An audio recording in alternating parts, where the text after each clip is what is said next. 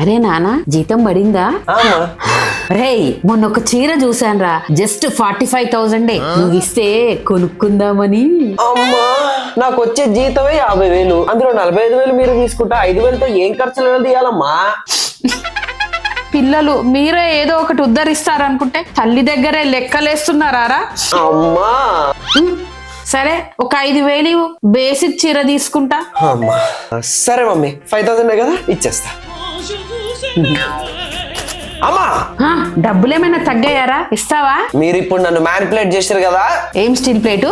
మీకు నిజంగా కావాల్సింది 5,000, కానీ ముందు 45,000 అడుగుతారు. అవి ఖచ్చితంగా రావు. అప్పుడు కొంచెం గ్యాప్ ఇచ్చి 5,000 అడిగితే చాలా ఈజీగా వస్తాయి. కావాల్సింది సైకిలే, కానీ ముందు హెలికాప్టర్ అడుగుతారు. ఏం ప్లానింగ్ అమ్మా ఇది. ఇచ్చాయి నా 5,000 నాకు ఇచ్చాయి. నీ పాయింట్ లో లైటర్ దొరికింది, చెప్పాలా డాడీకి? వద్దు ఏమండి మమ్మీ, మీరు సబ్స్క్రైబ్ చేసుకోండి. మమ్మీ ఇంకోసారి నీ సీక్రెట్ లవర్కి చెప్పరా అమ్మా? వద్దా?